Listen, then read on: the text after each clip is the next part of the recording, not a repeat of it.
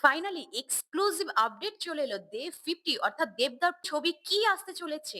Hey guys, welcome back to my channel. আমি সুস্মিতা আর আবার তোমাদের নিয়ে চলেছি বঙ্গকন্যা সুস্মিতা চ্যানেলে।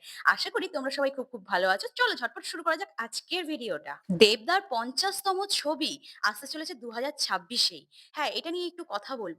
অর্থাৎ যেই গল্পটা আসতে চলেছে সেই গল্পটা কিন্তু একজন রিয়েল হিরোকে নিয়ে। অর্থাৎ আমাদের সামাজিক হিরো বলা যায়। মানে বাস্তবে যিনি প্রকৃতিকে লড়াই করে জিতে নিচ্ছেন হিরো যে, সেইরকমই একজন মানুষ। সে কিন্তু পদ্মশ্রী সম্মানে ভূষিত হয়েছেন। সে কিন্তু পদ্মশ্রী সম্মান পেয়েছে। এত ভালো একজন মানুষ যিনি এত ভালো কাজ করেছেন, তার কিছু কর্মকাহিনী নিয়েই কিন্তু এই ছবিটা। হ্যাঁ, এই ছবিটা আসতে চলেছে ২০২৬ এর 15 আগস্ট অর্থাৎ স্বাধীনতা দিবসের দিন হয়তো এই ছবিটা রিলিজ হতে চলেছে। আজকে সকালে বিভিন্ন সংবাদ মাধ্যমে জানা যায় বা বিভিন্ন পত্র-পত্রিকার মাধ্যমে এই খবরটা কিন্তু উঠে আসে। তো আমি তোমাদের সঙ্গে সেটাই একটু শেয়ার করে নিচ্ছি। দেখো কি লেখা আছে। এবার অ্যাম্বুলেন্স দাদা দেব। প্রজাপতি 2 এর পর আগস্টে দেব নাকি পদ্মশ্রী অ্যাম্বুলেন্স দাদা হয়ে বড় পর্দায় ফিরছেন। ইয়েস, ঠিকই শুনছেন আপনারা। অ্যাম্বুলেন্স দাদা অর্থাৎ সামাজিক কিছু কাজকর্ম করতেন যিনি, তাকে নিয়েই কিন্তু গল্পটা। বলছে অ্যাম্বুলেন্স দাদার আসল নাম নাকি করিমুল হক। অর্থাৎ দেবদা কিন্তু এই করিমুল হকের চরিত্রই কিন্তু করতে চলেছেন। এলাকার বাসিন্দাদের সেবাকর্মে নিজেকে নিয়োজিত করেছেন জলপাইগুড়ির করিমুল। নিজের বাইককে তিনি অ্যাম্বুলেন্স এ রূপান্তরিত করেছেন। অর্থাৎ একটা বাইক সেটা তার ছিল এবং সেই বাইকটাকে কিন্তু অ্যাম্বুলেন্স হিসাবে কাজে লাগায় এবং প্রচুর মানুষের পাশে দাঁড়ান। প্রত্যন্ত গ্রামের দুস্থ, অসুস্থ রোগীকে বিনামূল্যে হাসপাতালে পৌঁছে দিতেন তিনি। অর্থাৎ যারা কিনা খুব গরিব মানুষ যারা রয়েছেন, অ্যাম্বুলেন্স নিয়ে যাওয়ার মতো খরচ করতে পারবেন না, কিংবা অ্যাম্বুলেন্স আসতে অনেকটা দেরি হবে কেননা হসপিটাল গ্রাম থেকে অনেকটা দূর, অনেক দূরে বাড়ি। এরকম যাদের রয়েছে তাদের পাশে কিন্তু এই মানুষটা কিন্তু দাঁড়িয়েছিলেন এই করিমুল। ইনার চরিত্রটাকে কিন্তু দেবদা রোল করবেন এবং উনি মানুষের পাশে এইভাবে দাঁড়িয়েছেন। সেটাই কিন্তু দেবদা এই কাহিনীর মাধ্যমে আবারও আমাদের সামনে তুলে ধরতে চলেছেন। এর জন্য ২০১৭ য় তিনি পদ্মশ্রী সম্মানে ভূষিত হন। অর্থাৎ তিনি এতটা ভালো মানুষ ছিলেন, তিনি মানুষের পাশে এইভাবে দাঁড়িয়েছিলেন। প্রচুর মানুষ বিনা চিকিৎসায় মারা যাচ্ছিলেন। আ অনেক মানুষের অনেক সমস্যা হচ্ছিল। কারণ অসুস্থতা মানুষ আর বলে কয়ে হয় না, হুট করেই অসুস্থ হয়ে যায় যেকোনো মানুষ। তো সেই ক্ষেত্রে সঙ্গে সঙ্গে সে হয়তো অ্যাম্বুলেন্স পাচ্ছেন না, এতটাই দূরে থাকেন হসপিটাল থেকে, কিংবা সে হয়তো না সেইরকম সামর্থ্য নেই তার যে হসপিটালে নিয়ে যাবে অ্যাম্বুলেন্সে করে।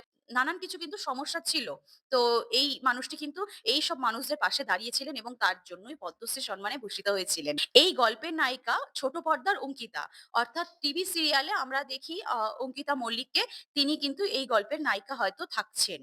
শোনা যায় সঠিক সময়ে অ্যাম্বুলেন্স না পেয়ে ১৯৯৫ সালে করিমুলের মা মারা যান। অর্থাৎ করিমুল হকের মাও কিন্তু মারা যান একটা সময়। কেননা তিনিও হয়তো হসপিটাল থেকে এতটাই দূরে তার বাড়ি ছিল, সঠিক সময় তাকে হসপিটালে নিয়ে যাওয়াটা সম্ভব হয়নি করিমুলের পক্ষে, বা অ্যাম্বুলেন্স হয়তো সঠিক সময়ে পাননি। তাই কিন্তু তিনি কিন্তু মারা যান। সেই থেকে কিন্তু করিমুল হকের এই লড়াইটা শুরু।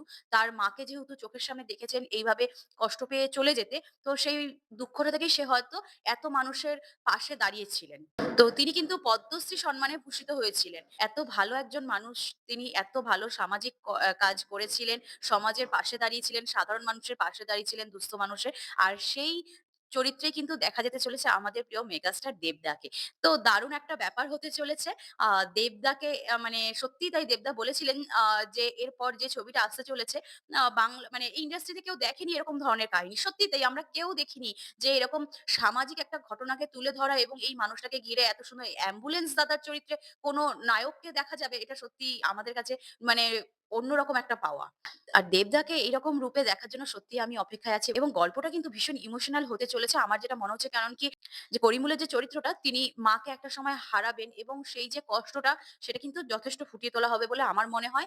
এবং পরবর্তীকালে তিনি যে এইভাবে এত মানুষের পাশে দাঁড়াবেন একটা সময়, তো এই জিনিসটা কিন্তু খুবই একটা ইমোশনাল এর জায়গা হবে এবং প্রত্যেকটা মানুষ অসুস্থ কিভাবে মানে দেখা যাবে করিমুলকে সেই অসুস্থ মানুষটাই সুস্থ হয়ে কিভাবে আশীর্বাদ করছে যে এইভাবে মানুষের পাশে দাঁড়ানোর জন্য, সেগুলো কিন্তু সবই হয়তো ফুটে উঠবে। এবং নায়িকার চরিত্রটা কিভাবে কি দেখানো হবে, নায়িকা আ কিভাবে কি আসবে, করিমুলের জীবনে কি হবে, এই ব্যাপারটা কিভাবে ফুটিয়ে তোলা হবে সেটা ঠিক এখনো বলা যাচ্ছে না। গল্পটা কিন্তু হার্ট টাচিং একটা আ স্টোরি হতে চলেছে। কেননা সত্যিই সবার হৃদয়কে ছুঁয়ে যাবে। মানে আমার মনে হয় আবারও সবার চোখে জল আসবে এই গল্পটা দেখার পর, ছবিটা দেখার পর। এটা আমার মনে হলো। এইবার দেখবার বিষয় যে ২০২৬ এর 15th আগস্ট এই ছবিটাই আসে নাকি অন্য কোনো ছবি? যাই হোক, ২৫শে ডিসেম্বর আমাদের প্রিয় মেগাস্টার দেবদার জন্মদিন। শুভ জন্মদিন দাদা। Advance happy birthday. তুমি জীবনে অনেক, অনেক উন্নতি করো। অনেক ভালো থাকো, সুখে থাকো এটাই কামনা। আর হ্যাঁ, আমাদের এরকমই ভাবে আনন্দ দিয়ে যাও। এত নতুন, নতুন ভালো, ভালো ছবি আমাদের এভাবেই তুমি উপহার দিয়ে যাও। বাংলা ইন্ডাস্ট্রিকে তুমি এইভাবেই বাঁচিয়ে রাখো। এটাই আমরা চাই। ভিডিওটা ভালো লাগলে অবশ্যই একটা লাইক করতে কিন্তু ভুলো না বন্ধুরা। আর হ্যাঁ, আমার চ্যানেলে নতুন বন্ধু যারা আছো এক্ষুনি চ্যানেলটা সাবস্ক্রাইব করে রাখো। তাতে আমি যখনই দেবদার বিভিন্ন ছবি এরকম বা অন্যান্য ছবির বিষয়ে এক্সক্লুসিভ আপডেট দিতে থাকবো, সবার আগে কিন্তু নোটিফিকেশন তোমার কাছে পৌঁছাবে। ভিডিওটা ভালো লাগলে বিভিন্ন পেজে শেয়ার করে পাশে থেকো বন্ধুরা।